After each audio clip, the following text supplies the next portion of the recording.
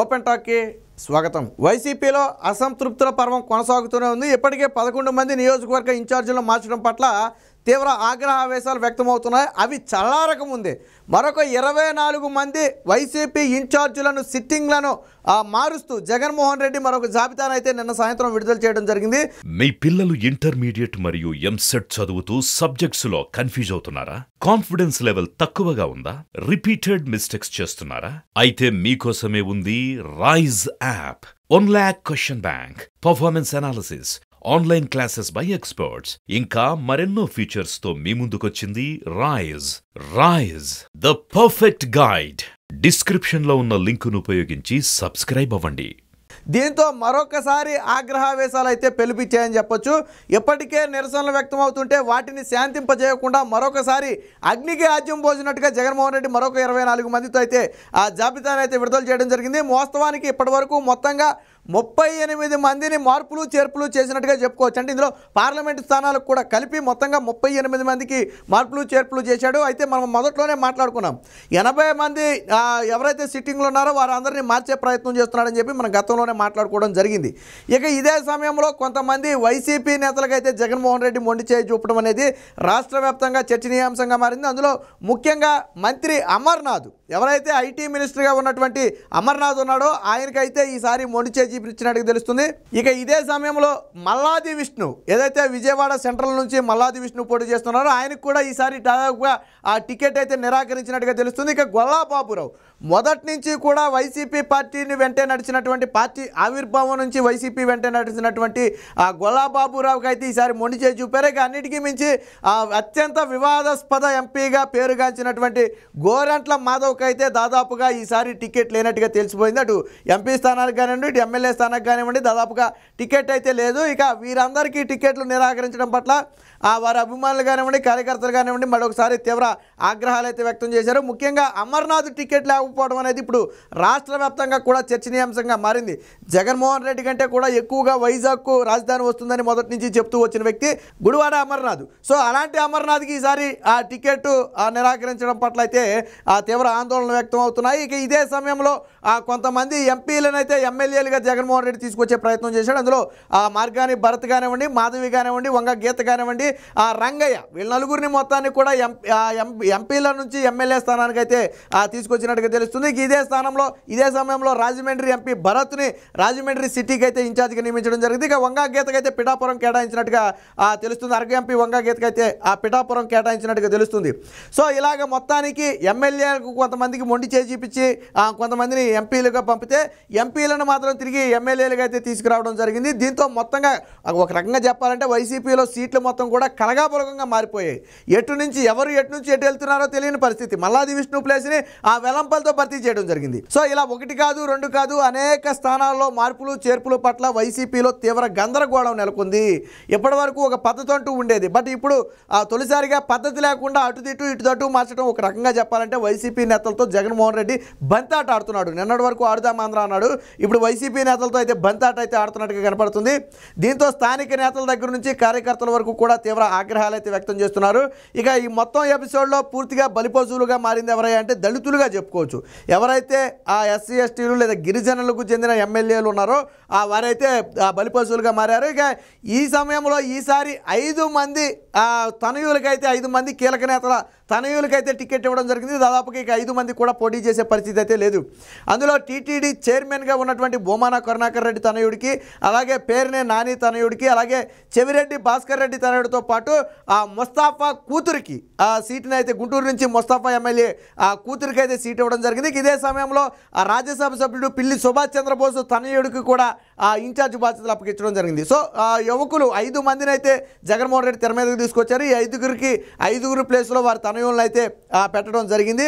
So మరి ఫలితాలు ఎలా ఉంటాయి అనేది ఎన్నికల తర్వాతే తెలుస్తుంది. మరి రాజకీయ అనుభవం ఏమాత్రం లేకపోయినప్పటికీ కూడా ఆ తనయుల్ని ఇప్పుడు రంగంలో దింపడం పట్ల కూడా స్థానిక నేతలు కొంత అభ్యంతరం చెప్తున్నారు. ఎందుకంటే మీరే ఉండాలి, అప్పుడే తనయుల్ని దింపడం సరికాదనే భావన కూడా కొన్ని ప్రాంతాల్లో అయితే వ్యక్తమవుతుంది. సో దీనికి సంబంధించిన ఈ జగన్మోహన్ రెడ్డి మార్పులు చేర్పులకు సంబంధించిన వార్త అయితే ఒకటి వచ్చింది, ఒకసారి చూద్దాం. సో మార్పుల మంటలు, మరో 24 మంది వైసీపీ సిట్టింగులు అవుట్. దాదాపుగా ఇప్పటికే 11 మంది వైసీపీ సిట్టింగ్లను లేపేసిన జగన్మోహన్ రెడ్డి ఇప్పుడు 24 మంది సిట్టింగ్లను అయితే మార్పులు చేస్తూ అయితే సంచలన నిర్ణయం తీసుకున్నాడు. ఇందులో ప్రధానంగా గుడివాడ అమర్నాథ్, అలాగే గోరంట్ల మాధవ్, మల్లాది విష్ణు, బాబురావు. గొల్లా బాబురావు అయితే పార్టీ ఆవిర్భావం నుంచి వైసీపీతో జగన్మోహన్ రెడ్డి వెంట నడిచిన వ్యక్తి.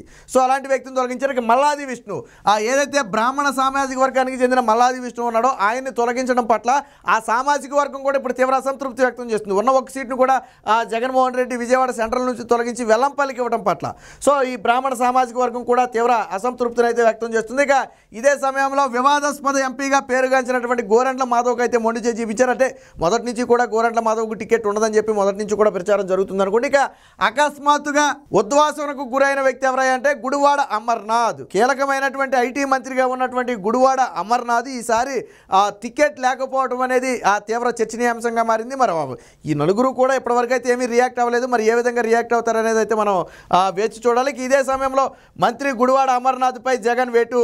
ఎంపీ గోరంట్ల మాధవ్కు మొండి చెయ్యి. గొల్లా బాబురావు, మల్లాది విష్ణువులకు కూడా వైసీపీ ఇన్ఛార్జీల రెండవ జాబితా విడుదల. ఈ రెండవ జాబితాలోకి వచ్చేటప్పటికి రాజమండ్రి రూరల్కు మంత్రి చెల్లిపోయిన, రాజమండ్రి రూరల్కి అయితే ప్రస్తుత మంత్రిగా ఉన్నటువంటి చెల్లిపోయిన అయితే తీసుకురావడం జరిగింది. ఇక రాజాం నుంచి పాయకరావుపేటకు జోగులను అయితే మార్చడం జరిగింది. 5 చోట్ల వారసులకు అవకాశం. మనం ఇప్పటికే మాట్లాడుకున్నాం. బొమ్మన కరుణాకర్ రెడ్డితో పాటు చెవిరెడ్డి భాస్కర్ రెడ్డి, అలాగే పేర్ని నానితో పాటు ముస్తాఫా, పిల్లి సుభాష్ చంద్రబోస్, వీళ్ళ 5గురికి చెందిన తనయులను అయితే ఈసారి రంగంలోకి అయితే దించుతున్నట్టుగా అయితే తెలుస్తుంది. ఎక్కడెక్కడ తిరుపతి, చంద్రగిరి, మచిలీపట్నం, గుంటూరు తూర్పు, రామచంద్రపురం ఈ 5 ప్లేసుల్లో 5గురు తనయులను అయితే రంగంలోకి అయితే దించుతున్నారు. ఇక పోలవరం ఎమ్మెల్యే తెల్లం బాలరాజు భార్యకు ఆ పార్టీ ఆవిర్భావం నుంచి కూడా జగన్ వెంట నడిచిన వ్యక్తి తెల్లం బాలరాజు అయితే తీవ్ర వ్యతిరేకత మూటగట్టుకున్న నేపథ్యంలో వాస్తవానికి 2019లో కూడా వ్యతిరేకత ఉన్నప్పటికీ కూడా నాడు ఇచ్చిన హామీ ప్రకారం ఆయన టికెట్ ఇవ్వడం జరిగింది. బట్ వ్యతిరేకత అనేది ఇప్పుడు తీవ్ర స్థాయిలో ఉంది. సొంత పార్టీలోనే తెల్లం బాలరాజు మీద తీవ్ర వ్యతిరేకత ఉన్న నేపథ్యంలో టికెట్ని అయితే ఆయన భార్యకి ఇచ్చారు. టికెట్ని అయితే బయటకు పోనివ్వలేదు. ఆయన భార్యకి అయితే టికెట్ ఇవ్వడం జరిగింది. ఇక అరకు ఎంపీ మాధవికి ఈసారి అసెంబ్లీకి పంపడం జరిగింది. ఇక వెల్లంపల్లిని విజయవాడ సెంట్రల్కి అయితే బదిలీ చేయడం జరిగింది. విజయవాడ సెంట్రల్ గతంలో మల్లాది విష్ణుకి ఉండేది. ఆ మల్లాది విష్ణు ప్లేస్ని ఇప్పుడు మాజీ మంత్రి వెల్లంపల్లి ద్వారానైతే భర్తీ చేయడం జరిగింది. ఇక వైసీపీలో చేరిన బల్లారి శ్రీరాములు సోదరు చేరిన వెంటనే కూడా హిందూపురం పార్లమెంటు స్థానం పైన చర్చ జరుగుతున్నట్టుగా అయితే తెలుస్తుంది. ఇక ఇన్ఛార్జీల మార్పుపై ఆగ్రహ జ్వాలలు. సో ఇది మొత్తంగా ఆగ్రహ జ్వాలలు. వైసీపీ ఇన్ఛార్జీల నియామకం ఆ పార్టీ ఎమ్మెల్యేలు ఆగ్రహ జ్వాలలు రేపుతుంది. గ్రాఫ్ పడిపోయిందని, ప్రజా వ్యతిరేకత తీవ్రంగా ఉందంటూ సీఎం జగన్మోహన్ రెడ్డి తమకు మొండి చేయి చూపించడంపై వారి మండిపడుతున్నారు. రెండవ జాబితాలో ఆయన 24 మంది మీద మార్పులు చేర్పులు చేయడంతో వారంతా తీవ్ర నిరసన వ్యక్తం చేస్తున్నారు. ఇక దాడి వీరభద్రరావు, జగన్మోహన్ రెడ్డికి మరొక అతిపెద్ద షాక్ అయితే తగిలింది. దాడి వీరభద్రరావు వాస్తవానికి తెలుగుదేశం పార్టీ అయినప్పటికీ కూడా గతంలో జగన్మోహన్ రెడ్డి వెంట నడిచిన వ్యక్తి. అలాగే గతంలో జగన్మోహన్ రెడ్డి నన్ను కాలుతో తనినా నేను ఆయన ఆశయాల కోసం పనిచేస్తాను తప్ప బయటకు పోనని చెప్పి గతంలో మాట్లాడిన దాడి వీరభద్రరావు ఈరోజు కుటుంబంతో కలిసి బయటకు వచ్చే ప్రయత్నం చేస్తున్నారు. త్వరలోనే చంద్రబాబు గారి సమక్షంలో టీడీపీలో చేరే అవకాశం ఉందని చెప్పి కూడా చెబుతున్నారు. ఇది అనకాపల్లిలో అధికార పార్టీకి అయితే తీవ్ర ప్రభావం చూపుతుంది ఖచ్చితంగా. ఎందుకంటే దాడి వీరభద్రరావు అనే వ్యక్తి కొంచెం బలం కలిగిన వ్యక్తి. సో ఆయన కన్నా బయటకు రావడం అనేది అనకాపల్లిలో వారికి తీవ్ర ఇబ్బందులు గురయ్యే పరిస్థితి ఉంది. ఇక ప్రజల్లో ఉన్న మాపై వ్యతిరేకత, కోట దాటిని జగన్పై అభిమానమా, ఇది ఎక్కడ న్యాయం అని చెప్పి వైసీపీ ఎమ్మెల్యేలు అయితే మాట్లాడుతున్నారు. ప్రజల బాధలు తెలుసుకునే ప్రయత్నం మాది, డబ్బుతో ఓట్లను కొనే రాజకీయం జగన్మోహన్ రెడ్డిది. సో రెండింటికి తేడా లేదా అని చెప్పి వైసీపీ ఎమ్మెల్యేలు అయితే తీవ్ర ఆగ్రహం వ్యక్తం చేస్తున్నారు. అంటే తప్పు అయింది కానీ శిక్ష మాత్రం మాగుపడుతుందని చెప్పి వాళ్ళు ఆవేదన వ్యక్తం చేశారు. ఇక బడుగులే బలి. ఈ ఎంటైర్ ఎపిసోడ్లో ఎవరయ్యా నష్టపోయిందంటే బడుగులు. ఎవరైతే గిరిజనులు అలాగే దళితులు ఎస్సీ ఎస్టీలు ఉన్నారో వారైతే తీవ్రంగా నష్టపోయారు. వారి సీట్లకే తీవ్రంగా ఎసరైతే పెట్టడం జరిగింది. తప్పు జగన్ది, శిక్ష ఎస్సీ ఎస్టీ ఎమ్మెల్యేలకు. నిధులు ఇవ్వరు, అభివృద్ధి చేయరు, కానీ ప్రజా వ్యతిరేకత అంటూ సీట్ కట్ చేస్తారు. దళిత గిరిజన ఎమ్మెల్యేలో తీవ్ర అసంతృప్తి. ఇప్పటికే పూతలపట్టు, సచ్చివేడులో కాక మంత్రి విశ్వరూపు కుటుంబంలోనే టికెట్ ఇచ్చు మంత్రులు నాగార్జున, సురేష్ బదిలీ. ఇప్పటికే మొదటి జాబితాలోనే మంత్రి మెరుగు నాగార్జున అలాగే ఆదిమూలపు సురేష్ వీరిరువురిని మొదటి జాబితాలోనే మార్చడం జరిగింది. ఆ జాబితాలో మార్చబడిన మరొక మంత్రి ఎవరయ్యా అంటే విడుదల రజని. సో విడుదల రజనీతో పాటు 2 దళిత మంత్రులను అయితే మొదటి జాబితాలోనే మార్చారు. ఇంకొక మాజీ మంత్రి ఎవరయ్యా అంటే సుచరిత, మేకతోటి సుచరితను కూడా మొదటి జాబితాలోనే మార్చడం జరిగింది. సో ఎంటైర్ ఎపిసోడ్లో ఎవరు బలిపశువులుగా కనపడుతున్నారా అంటే దళితులు అయితే కనపడుతున్నారు. ఇక సంతనూతనపాడులో సుధాకర్ బాబుకు నో టికెట్ అని చెప్పి ఒక వార్త అయితే రావడం జరిగింది. ఇక దళితులుగా పుట్టడమే తప్ప వైసీపీలో దళితులకు తీవ్ర అన్యాయం, పనితీరు బాగోలేదని మార్చేస్తున్నారు. వ్యతిరేకత ఉన్న అగ్ర కులాల జోలికి వెళ్ళడం లేదు, ఐపాక్కు డబ్బులు ఇస్తే ఫలితాలు మార్చేస్తారు. అధిష్టానంపై ఎమ్మెల్యే ఎంఎస్ బాబు తీవ్ర ఆగ్రహం. సో ఇదే సమయంలో దళిత ఎమ్మెల్యే ఎంఎస్ బాబు అయితే తీవ్ర ఆగ్రహాన్ని అయితే వ్యక్తం చేశారు. వ్యతిరేకత ఉన్నటువంటి అగ్రకులాల జోలికి అయితే వెళ్ళటం లేదు, ప్రధానంగా రెడ్ల జోలికి అయితే వెళ్ళటం లేదు, కానీ మా స్థానాలు మాత్రం మార్చేస్తున్నారు.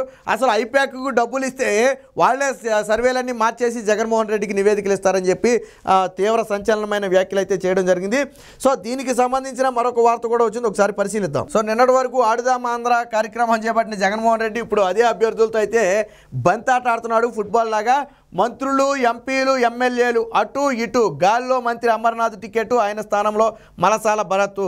తీవ్ర వ్యతిరేక ఎదుర్కొంటున్న ఉషా వేణులకు వేరే స్థానాలు. సో మంత్రి ఉషా శ్రీచరణ్కు అలాగే చల్లబోయిన వేణుగోపాల్. సో ఈ వీరిరువురికైతే స్థానాల మార్పిడి అయితే జరిగింది. వాస్తవానికి ఉషా శ్రీచరణ్కు దాదాపుగా ఆ టికెట్ లేదనుకున్నారు మొదట్లో, బట్ ఇప్పుడైతే ప్రస్తుతానికి అయితే కాన్స్టిట్యున్సీ మార్చడం జరిగింది.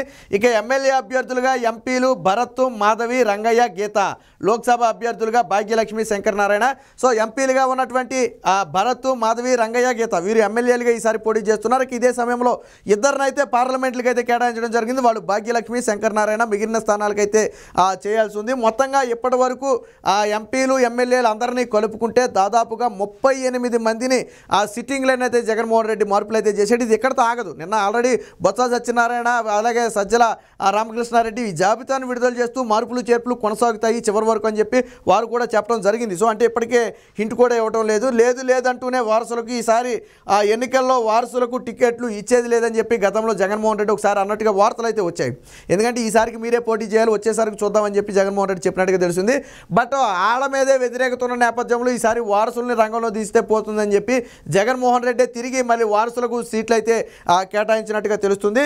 సో ఏది ఏమైనప్పటికీ ఇప్పుడు నియోజకవర్గాల్లో ఇన్ఛార్జీలో మార్పు అనేది తీవ్ర అసంతృప్తిని రాజేసింది.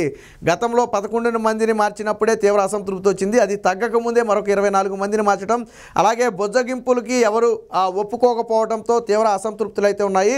కేవలం నేతల్లోనే కాదు, ద్వితీయ శ్రేణి నాయకుల్లో కానివ్వండి, అలాగే కార్యకర్తల్లో కానివ్వండి, ఎవరైతే సిట్టింగ్లను మార్చారో సొంత నేతలను వేరొక స్థానానికి మార్చడం అనేది వారికి మింగుడు పడిన అంశంగా మారింది. సో ఏది ఏమైనా చరిత్రలో ఎన్నడూ లేని విధంగా మార్పులు చేర్పులు అయితే జగన్మోహన్ రెడ్డి చేస్తున్నాడు.